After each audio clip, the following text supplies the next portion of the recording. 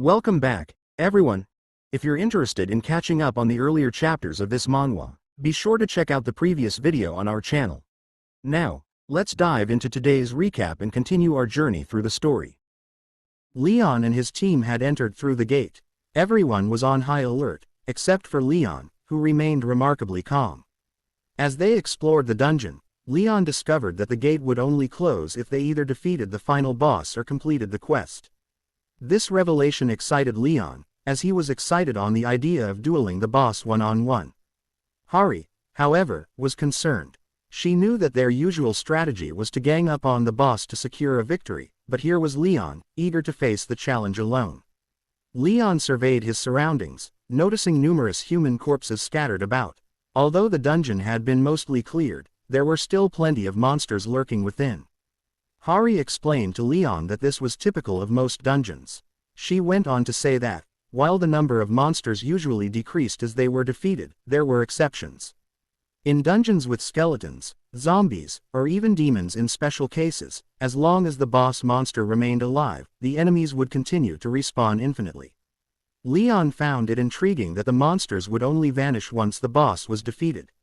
Leon quickly grasped the situation and mentioned to Hari that the dungeon they were in might be one of those special dungeons where monsters respawn as long as the boss is alive. Hari nodded in agreement. Just then, a notice appeared before them, announcing that the commander knight, Dullahan, was advancing with his troops. They were now under a time limit. They had 3 hours to conquer the dungeon and defeat Commander Knight Dullahan, or everyone inside the dungeon would perish. At that moment, everyone felt an overwhelming pressure surrounding them. Kim cursed at Lee for not warning them about the situation beforehand. Just then, the Commander Knight, Dullahan, appeared with his army of soldiers before Leon and his team. Everyone except Leon was terrified at the sight of Dullahan and his troops. Kim quickly took charge, instructing the lower-ranked members of the team to focus on distributing potions to the higher-ranked fighters while battling the monsters. He ordered those with sniping skills to prioritize taking out the long-range enemies and directed those using shields to prevent the monsters from advancing. The entire group was now locked in an intense battle against the monsters. Despite being just Dullahan's minions, Kim realized the monsters were still formidable, as they were from an orange gate, indicating a high level of difficulty. However, he also knew that they weren't too much for a B-rank tank like Jin to handle. At that moment, the skeletons activated an advanced skill and unleashed it on Kim and his team. Kim was stunned that mere skeletons could use such powerful abilities, but he managed to block their attacks with the help of his equipment and armor. Just then, the Dullahan launched a devastating attack on Kim. Though Kim tried to block it, the force was overwhelming, sending him crashing into the wall and inflicting significant damage. Seeing what had happened to Kim, Hari called out his name in concern. One of her companions suggested that they should call in the reserve forces to assist Kim and his team. Hari considered this, but instead, she turned to Leon, thinking of asking him for help. When she spoke to Leon, requesting his assistance, he refused. Leon responded that a king should never lower himself to participate in such a minor battle. He urged them to find ways to build their own honor while fighting the monsters. Leon then added that he was surprised Hari would even consider asking him to waste his powers on damned bones and weak monsters, saying it would be disrespectful to the goddess if he were to use his strength on such insignificant foes. Hari was shocked by Leon's response, but she quickly realized that he had no interest in fighting any of the monsters except for the Dullahan. Understanding that Leon wouldn't help, she decided to take matters into her own hands. She announced to everyone that she would handle the Dullahan herself and instructed the others to support Section Chief Kim and their allies. With fierce determination, Hari launched herself at the Dullahan, delivering a powerful blow. However, the Dullahan easily blocked her attack.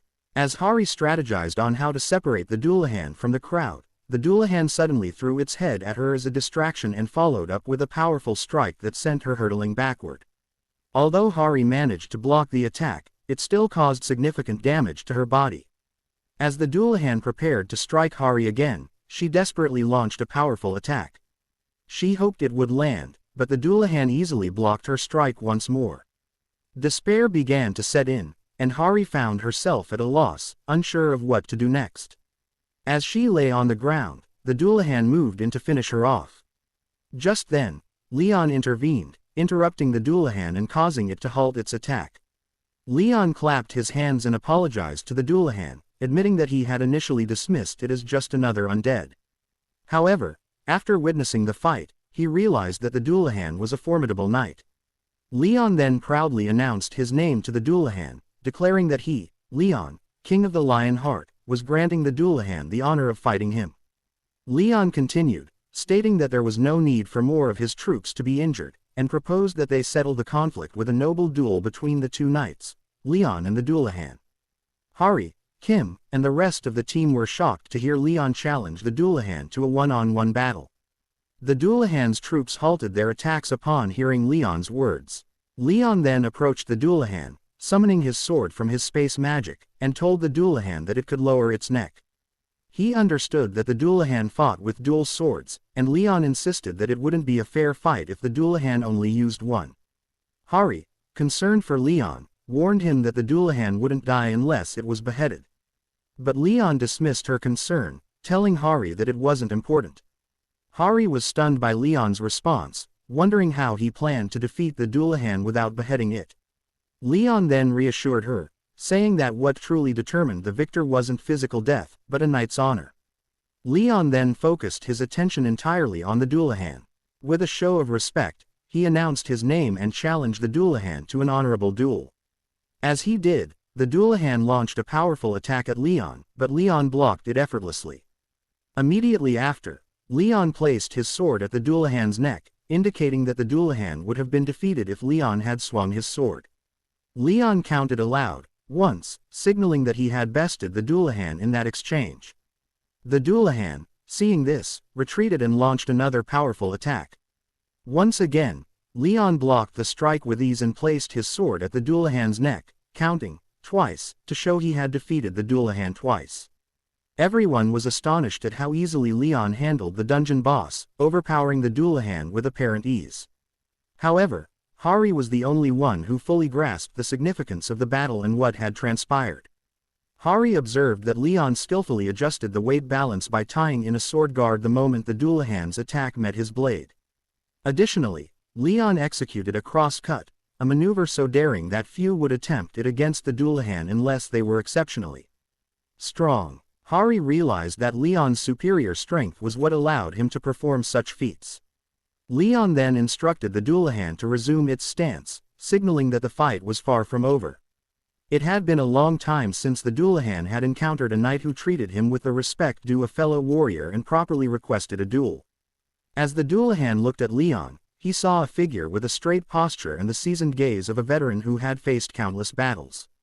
The starry eyes that sought honor and eminence convinced the Dullahan that Leon embodied the epitome of knighthood, the king of knights who deserved respect and challenge. The Dullahan was determined to not use his necromantic powers and engage in a true knightly battle, honoring the traditions of combat that Leon represented. The Dullahan then reminisced about his past, recalling a time when he was still human and yearned to face Leon without relying on his necromantic powers. He wanted to fight with nothing but his blades, as he once did when he roamed the world with honor, dueling renowned knights. The battle with Leon brought back a flood of memories from his earlier days. As their duel continued, Leon eventually declared that this was the 10th time he had defeated the Dullahan. Leon then spoke, complimenting the Dullahan on the increased precision of his swordsmanship and inquiring if the Dullahan had recalled his past life. The Dullahan responded that Leon's fight had indeed brought back memories of his glorious days. Hearing this, Leon asked if the Dullahan still wished to continue their battle.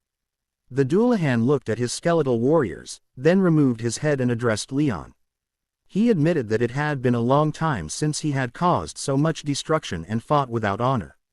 He expressed that if he could end his cursed journey in this manner, it would bring him immense joy. Bowing on one knee and offering his head to Leon, he prepared to conclude their battle with a sense of fulfillment. Upon hearing this, Leon smiled and expressed his joy that the Dullahan had regained his honor through their duel. Leon told the Dullahan that he would pray for him, wishing that if the Dullahan had a god he believed in, that deity would grant his soul peace. If not, Leon hoped that the goddess would guide him to the end of the garden. Leon also expressed his hope to meet the Dullahan again someday in the banquet hall of the gods. With that, Leon declared, "Let there be light." In an instant, a radiant light as bright as the sun enveloped the Dullahan, gradually disintegrating his form. Beneath the skeletal exterior, the knight's true body began to disintegrate as well, until both had completely vanished. After a few moments, they found themselves back on Earth, the Gaiden dungeon having been successfully conquered. Kim and Hari were astonished that Leon had kept his promise and ended the battle with a duel.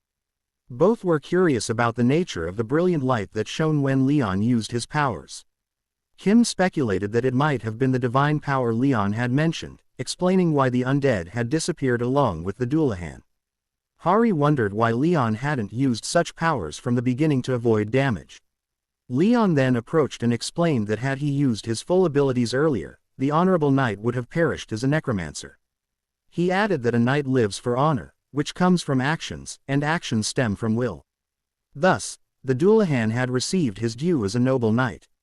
Changing the subject, Leon mentioned that he was now going to collect the loot he had obtained. The three then gathered to inspect the loot they had collected. Hari and Kim were excited to see the treasures, but Leon appeared less impressed. Among the items were the Dullahan's great sword, cape, and a crystal ball radiating powerful magic.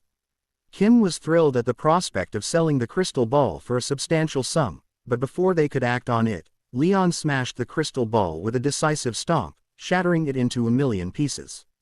Kim was shocked by Leon's action, but Leon explained that the item was worthless and would only bring chaos. The remaining loot included the Dullahan's cape, great sword, magic stones, and various other materials of lesser value. With the treasures examined and the Honam Gate cleared, their task was now complete. 4 days after the dungeon was cleared, Hari was sighing and feeling exhausted, having been through a lot in that short time. She was seen delivering food to Leon, clearly worn out from the whirlwind of events. Despite it only being a few days since Leon had returned to Earth, so much had already happened, leaving Hari both physically and mentally drained. Hari recalled the time she had asked Leon to pay taxes on the materials and valuables he had obtained from the dungeon. Leon, upon hearing this, became enraged and declared that as a king, he was exempt from paying taxes. He insisted that a king should not have to count his coins and that such matters were not for those beneath him to discuss. Shocked by Leon's response, Hari found herself unable to contest his authority and reluctantly agreed with him. After that, Leon gained new followers dedicated to spreading divine power across the land. When his followers inquired about the tax rate for the crops blessed by Leon, he informed them that they would have to pay 19 trillion, which equated to 90% of their harvest. The followers were stunned by the exorbitant tax. One of them expressed concern that both the taxes and the cost of living were already burdensome, and a 90% tax on their crop yield would be highly problematic, leaving them with nothing from their harvest. At that moment, Leon interrupted the follower and reassured them that as devotees of the goddess, they need not worry about hunger or other basic needs. Leon's guild would take care of their welfare, cost of living, food, and more. Hari then added that, in addition to this, the blessed rice they were to manage was highly valuable, with each 80 kilograms of rice appraised at 1.5 billion won. The followers were astonished by the value of the rice. Realizing that even a mere 80 kilograms could be worth a substantial amount, they understood that despite the 90% tax on their harvest, they would still retain a significant portion for themselves. Overwhelmed with gratitude, the followers quickly began to worship Leon and the goddess for their blessing. After that, new problems arose. As Leon settled into his new house on Earth, he was enraged to find that the place lacked any artwork. As a king, he found this absence deeply insulting and felt that his home should reflect his royal status. In a fit of fury, Leon demanded a luxurious bed, servants who would be on constant standby, and artwork that he could admire at any time. Hari was becoming increasingly stressed due to Leon's demands. She spent hours searching for 5-star hotels, working until 2 a.m. to secure a suite and arrange numerous other accommodations for him. The relentless pressure left her so exhausted that she was reduced to tears from stress. Desperate, Hari approached Leon, crying and pleading for him to go to sleep, as she could no longer handle the workload. In the end, Leon relented, and they reached a compromise. The room would feature either a painting or a ceramic piece for decoration. Back in the present, Hari called out to Leon, asking if she could enter the room to deliver his food. Leon granted her permission. Exhausted, Hari inquired if he was feeling all right, to which Leon responded that he was fine. Addressing him as Majesty, Hari informed Leon that it was time for his breakfast. Leon then asked Hari if she had eaten. When she admitted that she had not, Leon instructed her to make sure she ate whenever she could and not to skip meals. Hari was taken aback by his concern. At that moment, Hari looked at the food and saw that it looked incredibly delicious. She thought to herself that she would have a sandwich later, after completing her task. When Leon then told Hari to take a seat, she was excited, believing that he intended to share his meal with her. However, as she sat down and prepared to eat, Leon interrupted her, asking what she was doing. Hari was confused by his question. Leon clarified that he had asked her to sit so she could check whether the ribs were easy to eat. Hari explained that she had assumed he meant to share his food with her. Leon, upon hearing this, grew furious and stated that he had never heard of a king and a peasant dining together. Hari was shocked by his reaction. Outside, in a black car, Hari informed Leon that the Hunter Association had decided to provide him with support funding and resettlement aid. She mentioned that while it wouldn't be as luxurious as a palace, they would ensure that Leon would be comfortable. Leon acknowledged their consideration, stating that as a guest, he couldn't ask for too much and would leave it to Hari and the association to handle the arrangements.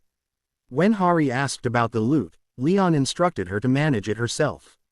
However, he mentioned that he did like the cape and would take that with him. Hari was taken aback by his decision but could only agree with his request.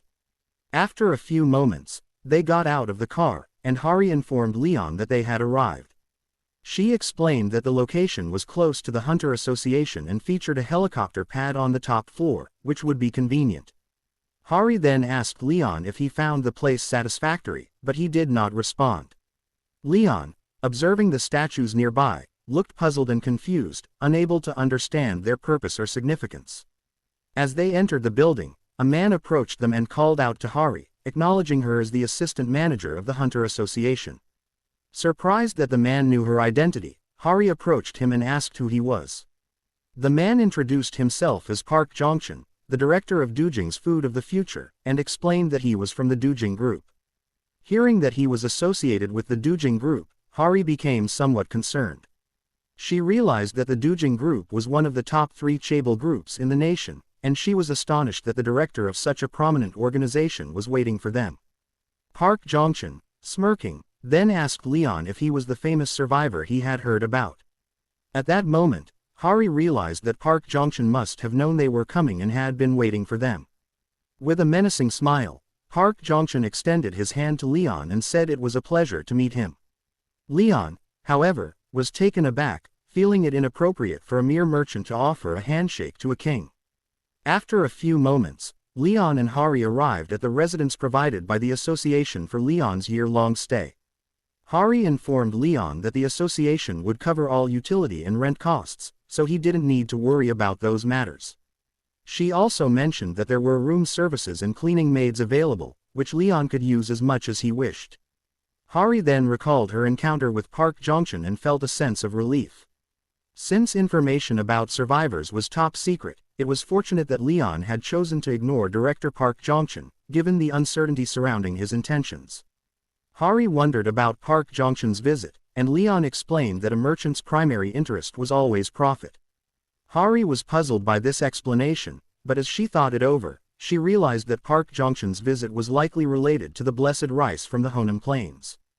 Due to the urgency of the situation, the management of information regarding the blessed rice in the Honan Plains was not handled effectively. As a result, a streamer recorded the situation and uploaded it for the public to see. Despite the association's request to delete the video, Hari was shocked to find that the streamer had re-uploaded it. Park Jongchun, upon watching the video, was annoyed by Leon's actions. He asked one of his employees to confirm if the effects of the rice were real, and the employee confirmed that they were.